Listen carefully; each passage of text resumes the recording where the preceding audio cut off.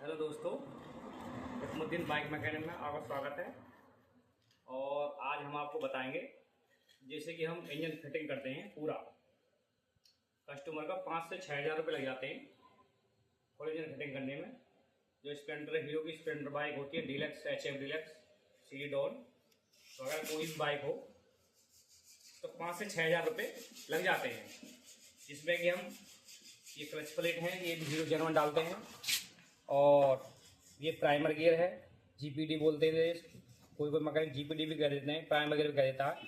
और ये वाल सील है, और ये रोलर है छोटा, ये बड़ा रोलर है, और ये टाइमिंग चेन है, ये सील किट है, और ये वाल है उस आगे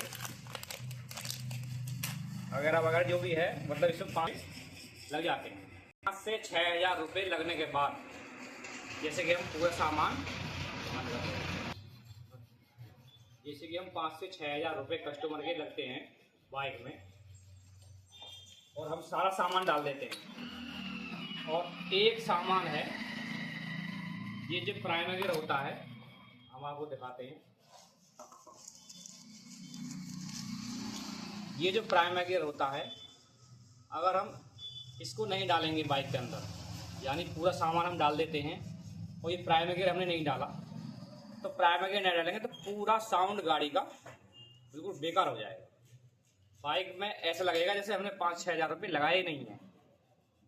और इसे नहीं डालेंगे तो, और जब हम इसको, ये बहुत ज़रूरी है डालना, चाहे 5 हज़ार रुपये लगें, चाहे 6 हज़ार लगें, चाहे 4 हज़ार लगें, 3 हज़ार लगें, तो ये बहुत अच्छा,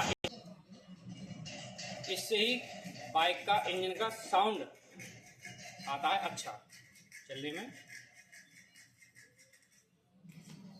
पूर्ण बात यह है कि ये जो बैलेंसर होता है हमारा क्रैंक का, ये यहाँ लगता है, इसमें फिर, और ये न्यूट्रल प्लेट है, प्लेट लगती है, इसमें सील लगती है। सील आपको दिखाएंगे हम कौन सी सील लगती है इसमें।